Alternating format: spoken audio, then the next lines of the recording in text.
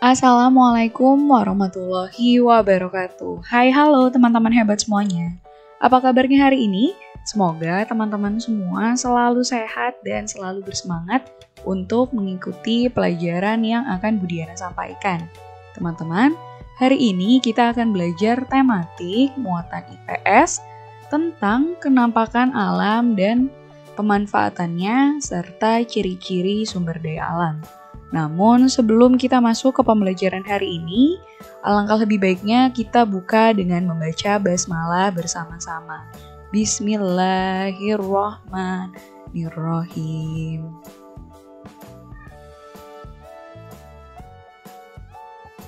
Kira-kira teman-teman tahu nggak ya apa yang dimaksud dengan kenampakan alam? Kenampakan alam atau yang biasa disebut juga dengan istilah bentang alam adalah segala sesuatu yang terjadi secara alami yang disebabkan oleh peristiwa alam. Peristiwa alam itu akhirnya membentuk permukaan bumi melalui proses patahan dan juga lipatan. Nah, kenampakan alam ini terbagi menjadi dua. Ada kenampakan alam daratan dan ada juga kenampakan alam perairan. Contoh dari kenampakan alam daratan adalah dataran tinggi dan juga dataran rendah. Sedangkan contoh dari kenampakan alam perairan adalah pantai. Yang pertama kali kita akan bahas adalah tentang dataran tinggi. Kira-kira siapa yang pernah pergi ke Puncak Bogor, Jawa Barat?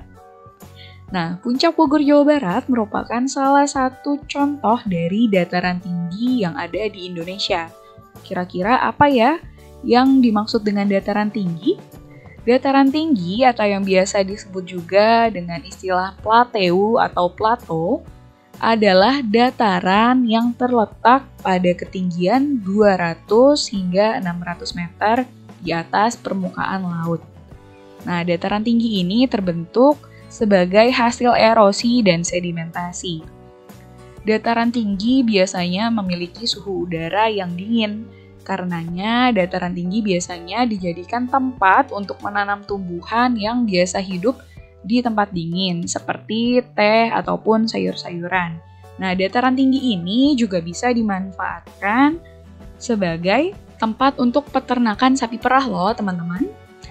Nah, karena udaranya yang cenderung dingin dan terasa sejuk, dataran tinggi ini juga dimanfaatkan sebagai tempat wisata serta mata pencaharian penduduk di dataran tinggi, umumnya adalah petani dan juga peternak. Sekarang silakan teman-teman memperhatikan gambar yang Bu Diana sediakan. Nah, gambar tersebut merupakan contoh dari dataran tinggi yang ada di Indonesia, tepatnya dataran tinggi Dieng di Jawa Tengah. Selain dataran tinggi Dieng, Indonesia juga memiliki contoh beberapa dataran tinggi lain, yaitu ada dataran tinggi Gayo di Aceh, lalu ada dataran tinggi Muler di Kalimantan Barat, dan juga dataran tinggi Puncak Bogor.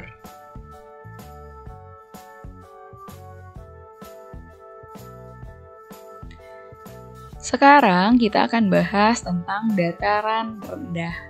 Nah, dataran rendah ini pasti ketinggiannya jauh lebih rendah dibandingkan dengan dataran tinggi. Nah, dataran rendah ini adalah wilayah yang berada pada ketinggian kurang dari 200 meter di atas permukaan laut. Biasanya, wilayah dataran rendah digunakan untuk berbagai bidang, contohnya seperti pertanian, perkebunan, peternakan, perumahan, dan juga industri. Berikut merupakan contoh hasil pertanian di dataran rendah, yaitu ada padi, tebu, karet, dan juga kelapa sawit. Nah, mata pencaharian penduduk di dataran rendah sangat beragam, contohnya adalah petani, peternak, dan pegawai perusahaan. Kalau tadi kita sudah bahas jenis kenampakan alam daratan, sekarang kita akan membahas jenis kenampakan alam perairan, yaitu pantai. Pantai atau pesisir adalah sebuah bentuk geografis yang terdiri dari pasir dan terdapat di daerah pesisir laut. Daerah pantai menjadi batas antara daratan dan perairan laut. Daerah pantai umumnya landai dan juga berpasir. Namun ada pula pantai yang berupa tebing. Nah, Indonesia merupakan negara kepulauan. Jadi, Indonesia memiliki banyak sekali pantai. Nah, kira-kira apa saja pemanfaatan pantai di Indonesia? Mari kita simak bersama-sama. Ada berbagai macam pemanfaatan pantai. Yang pertama, digunakan sebagai tambak. Tambak dalam perikanan adalah kolam buatan. Nah, tambak ini biasanya dimanfaatkan sebagai sarana budidaya perairan atau aquaculture. Nah, hewan yang dibudidayakan adalah hewan air. Contohnya itu ada ikan, udang, ataupun kerang. Yang kedua, itu adalah pertanian garam. Nah, air laut ini dimanfaatkan untuk tambak garam. Air laut atau air garam itu akan dimasukkan ke dalam kolam besar dan air akan dipisahkan dengan garam melalui proses penguapan alami yang memungkinkan garam untuk dipanen. Nah, selain untuk tambak, juga pertanian garam, pantai juga digunakan sebagai pertanian rumput laut. Sampai sini teman-teman sudah paham? Mari kita lanjut ke pembahasan selanjutnya. Teman-teman, salah satu contoh sumber daya alam adalah tanaman. Tanaman ini ada yang bisa hidup dengan baik di dataran tinggi, dan ada juga yang hanya bisa hidup dengan baik di dataran rendah. Apa saja contoh tanaman tersebut? Mari kita bahas bersama-sama. Yang pertama ada padi. Nah, padi ini umumnya tumbuh di dataran tinggi ataupun rendah yang beriklim tropis.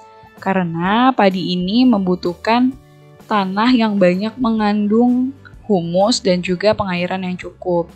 Nah, pada awal masa tanamnya, padi ini memerlukan tanah yang harus selalu digenangi oleh air. Nah, padi ini biasanya ditanam di lahan yang terbuka karena membutuhkan sinar matahari. Nah, tanaman padi umumnya ditanam di lahan yang luas dan datar. Akan tetapi, padi juga bisa ditanam di lahan yang miring atau lereng.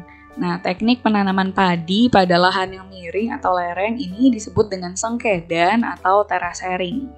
Lalu yang kedua itu ada tanaman teh. Nah, teh ini umumnya tumbuh di dataran tinggi yang beriklim tropis ataupun subtropis dengan curah hujan cukup tinggi. Nah, tanah yang cocok untuk tanaman teh adalah tanah yang mengandung banyak humus. Berbeda dengan padi, teh ini tidak memerlukan banyak air pada saat masa awal tanam. Semakin tinggi daerah penanaman teh, maka semakin tinggi juga kualitas teh yang dihasilkan. Kesimpulan pembelajaran hari ini adalah kenampakan alam atau bentang alam terbagi menjadi dua, yaitu daratan dan juga perairan. Untuk wilayah daratan itu meliputi dataran rendah dan dataran tinggi, sedangkan wilayah perairan itu adalah pantai. Nah, kenampakan alam ini terbentuk dari peristiwa alam yang melalui proses patahan dan juga lipatan. Dari proses patahan dan lipatan itu kemudian membuat permukaan bumi memiliki tonjolan serta cekungan. Nah, tonjolan ini biasanya berbentuk pegunungan, dan cekungan di permukaan bumi biasanya adalah lembah ataupun sungai. Sebagai tugasnya, teman-teman silakan kerjakan soal pada buku paket tematik tema 3 halaman 6. Kerjakannya langsung saja di buku paket ya. Teman-teman, alhamdulillah pembelajaran kita hari ini sudah selesai. Bu Diana ucapkan terima kasih kepada teman-teman yang sudah menyimak dengan baik penjelasan yang Bu Diana berikan. Semoga apa yang kita pelajari hari ini dapat bermanfaat dan teman-teman juga dapat memahami segala penjelasan yang Bu Diana berikan. Oke, sebelum kita akhiri, kita tutup dengan membaca hamdalah bersama-sama. Alhamdulillahirabbil alamin. Bu Diana akhiri, wabillahi taufiq wal hidayah. Wassalamualaikum warahmatullahi wabarakatuh.